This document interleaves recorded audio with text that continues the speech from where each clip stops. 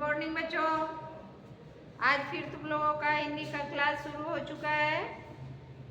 सब अच्छे से आराम से अपना नोटबुक निकालो और लिख लो। ठंड काफ़ी बढ़ चुकी है। चलो आज हम लोग फिर हिंदी व्याकरण पढ़ेंगे। हिंदी व्याकरण में हम लोगों का अध्याय जो चल रहा है काफ़ी दिनों से अलंकार, उस अलंकार के दूसरे अर्थ अलंकार के भेद के बारे में जानेंगे, पढ़ेंगे, लिखेंगे। ठीक है, अब चलो आठवां भेद हम लोग आज जानेंगे, विभावना अलंकार। सबसे पहले विभावना अलंकार का विश्लेषण लिखा हुआ है। विश्लेषण का अर्थ होता है व्याख्या करना, उसके अर्थों को अच्छे से समझना। अब यहाँ देखो, विभावना अलंकार वह अलंकार है जहाँ किसी कार्य के होने के लिए आवश्यक कारण जैसे हाथ, पैर, आंख मौजूद न होने पर भी उस कार्य के होने की कल्पना की जाती है या उसका वर्णन किया जाता है, जिसे वाक्य में चमत्कार उत्पन्न होता है। अब इसका अर्थ क्या हुआ कि आप ऐसे कामों की कल्पना करते हैं, ऐसे कामों के बारे में सोचते हैं जो काम बिना हाथ, पैर, बिना आंख के ही कर सकते हैं।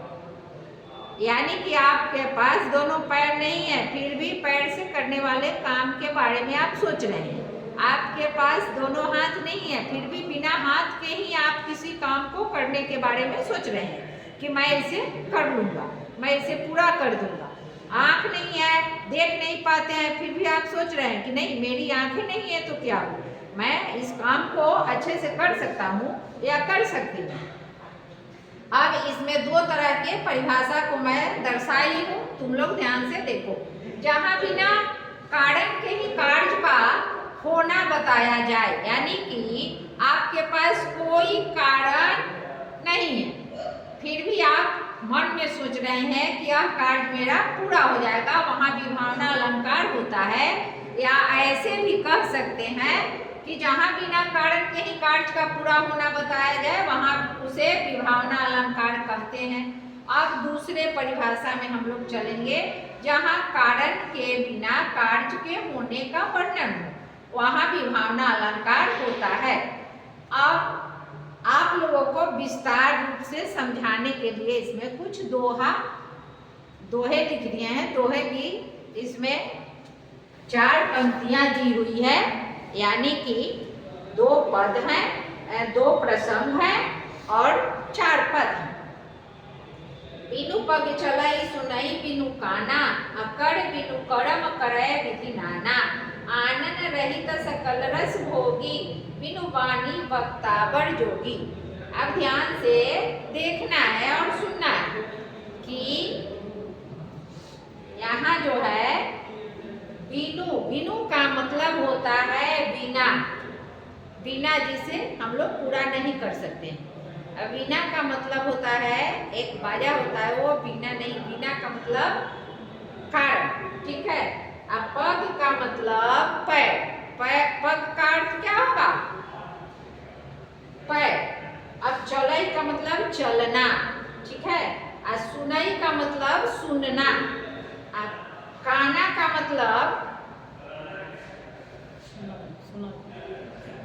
जो, काना का मतलब जो एक आंख से, यानी कि काना जिसके पास एक ही आंख हो, ठीक है, उसको काना बोलते हैं। अब कड़, कड़ का मतलब हाथ। कड़ का मतलब क्या है, यहाँ कड़ का अर्थ है करना नहीं, कड़ का मतलब यहाँ हाथ बताया गया है।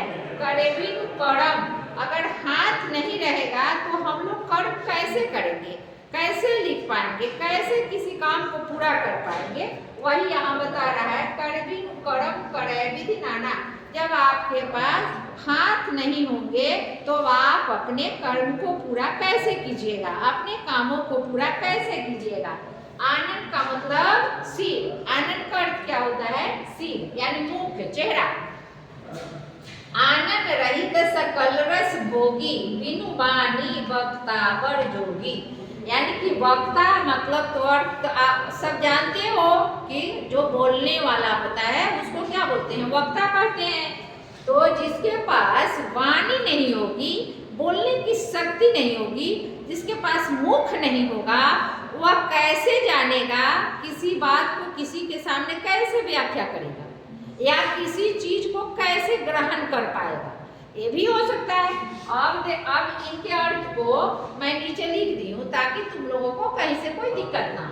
पैरों के बिना चलना, बिना हाथों के, विविध का मतलब विभिन्न प्रकार के, विविध का मतलब विभिन्न तरह तरह के कार्यों को करना, कानों के बिना सुनना, बिना मुख के सभी वस्तुओं को ग्रहण करना और वाणी के बिना वक्ता का उल्लेख नहीं किया जा सकता है। कि आप जो है कि बिना मुख के आप किसी चीज का उल्लेख नहीं कर सकते हैं। अब देखते हैं कि इस विभावना अलंकार का मुख्य रूप से उद्देश्य क्या है।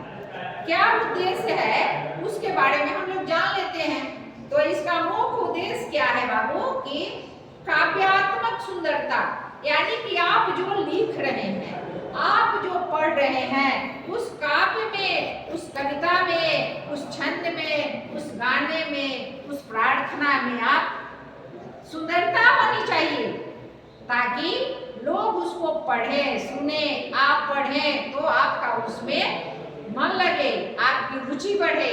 गहराई और प्रभाव को बढ़ाना होता है। आप जिस काव्य को लिख रहे हैं, जिस में सुंदरता लाने का काम कर रहे हैं, उस काव्य में क्या होना अनिवार्य है? गहराई और प्रभाव को बढ़ाना। यानी कि विभावना अलंकार का मुख्य उद्देश्य क्या है? तो उसका मुख्य उद्देश्य होता है काव्यात्मक सुंदरता, गहराई और प्रभाव को बढ़ाना।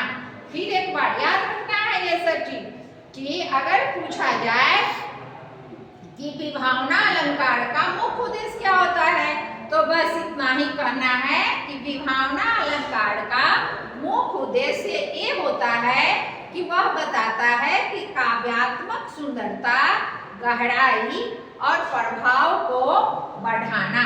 कि वह अपने उद्देश्य के द्वारा हम लोगों को ये संदेश देता है कि आप जो कर रहे हैं उसमें सुंदरता होनी चाहिए, गहराई होनी चाहिए और उसका जो प्रभाव है उसमें बढ़ोतरी होनी चाहिए।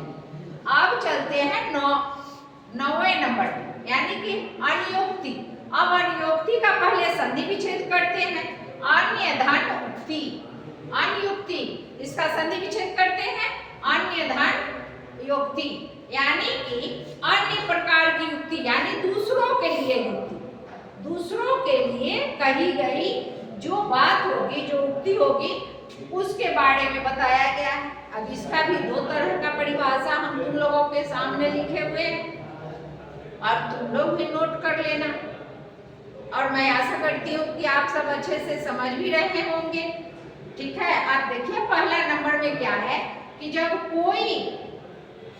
कोई बात सीधे सीधे ना कहकर घुमा फिरा कर कही जाए, जब कोई भी बात सीधे सीधे न कह करके घुमा फिरा करके कही जाती है, तब वहाँ अनियुक्ति अलंकार होता है। या ऐसा भी कह सकते हैं, कुछ अनियुक्ति अलंकार कहते हैं। अब दूसरे नंबर में है जहाँ किसी वस्तु या व्यक्ति को लक्ष्य कर रही जाने वाली बात दूसरे के लिए कही जाए तो वहाँ अनियुक्ति अलंकार होता है। अब इसके अनियुक्ति का दूसरा नाम जान लीजिए, क्या होता है? पर्यायोक्ति होता है। क्या होता है? पर्यायोक्ति। सीख लेना है अच्छे से, मेरी आवाज सुन करके। अनियुक्ति का दूसरा नाम क्या होता है? पर्यायोक्ति। पर्या का मतलब दूसरा, यानी हमारे समान, जो हमारे सामने हो, हमारे आगे हो, पीछे हो या कोई दूसरा हो, पर्यायोक्ति अलंकार। ठीक है, याद रहेगा। अब चलते हैं इस अलंकार के बारे में, जानते हैं कि इस अलंकार में वक्ता को जो कुछ भी कहना होता है, वक्ता जैसे अब मैं तुम लोगों को बताने का काम कर रही हूँ, तो अगर मुझे कुछ कहना है तो मैं आपके समक्ष आपकी बातों को सीधे सीधे नहीं रखूंगी, सीधे सीधे अर्थ को नहीं बताऊंगी, अर्थ को नहीं प्रकट कर पाऊंगी। उस अर्थ को घुमा फिरा करके आप सबके सामने मुझे रखना है। मूल उद्देश्य इसका यही है कि इस अलंकार में वक्ता को जो कुछ भी कहना होता है उसे वह क्या करता है, सीधे से सादे तरीके से नहीं बोलेगा, सीधे सीधे नहीं बोलेगा, इधर उधर से घुमा फिरा करके कहता है। तो उस जगह पर कौन सा अलंकार होता है, अनुयुक्ति अलंकार होता है या उसे अनुयुक्ति अलंकार कहते हैं। अब एक सिंपल एकदम साधारण उदाहरण से आप लोग समझ सकते हैं कि किसी अतिथि से, यानी अतिथि आगंतुक, अतिथि माने जाते हैं ना आगंतुक, कि जो कुटुंब हो वो बिना बताए किसी के यहाँ आ जाते हैं तो उनसे जो घर वाले हैं जिसके यहाँ वे आए हैं वे उनसे पूछ रहे हैं कि आप सीधे कैसे पूछे कि आप क्यों आ गए, आपको क्या काम है, आपका कैसे आना हुआ। इस तरह से नहीं पूछ करके वे शिष्टाचार के साथ, आदर सूचक शब्दों के साथ उससे कैसे पूछते हैं कि आपने कैसे कृपा की।